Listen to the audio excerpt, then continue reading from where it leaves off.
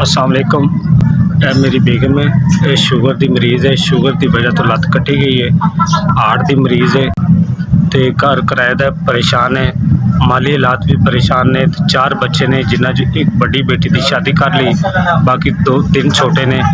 वो कोई काम कार नहीं कर सकते, घर ही छोटे ने। मैं कला कमान वाला मजदूर आदमी हाँ, कदी मजदूरी लगती कदी नहीं लगती। ते जी अस्सलाम वालेकुम सर जी, मैं शुगर दी मरीज़ हाँ। शुगर दी वजह तो ना मेरी लत्त कटी गई है।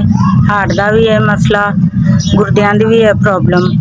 ते मेरा मियाँ कला कमान वाला मजदूरी करता है। कदी मजदूरी मिल जाती, कदी नहीं मिलती। बच्चे छोटे ने, कम कार जगे है नहीं, घर किराए दा है। ते इस महंगाई के दौर च नहीं पूरी पै रही, तो बड़े मजबूर हाँ। लिहाजा तुहाडी बड़ी मेहरबानी कि तुसी मेरे नाल तावन करो, तो तुहानू अल्लाह ताला इहदे तो भी बहुता देवेगा। मालिक पाक सोना तुहाडी खैर करे, तुहानू अल्लाह ताला हज करवावे, उमरे करवावे। मालिक मेरी मदद की जाए, तुहाडी बड़ी मेहरबानी होवेगी।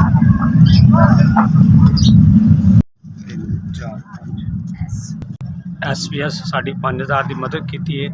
अल्लाह पाक इस इदारे नू तरक्की देवे।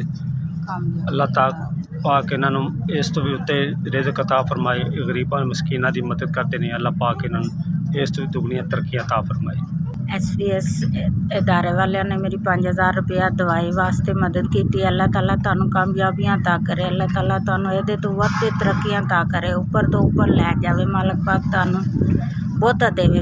अल्लाह ताला इस इदारे नू इन्ना को कामयाब करे कि पूरे गरीबां की मदद की जा सके।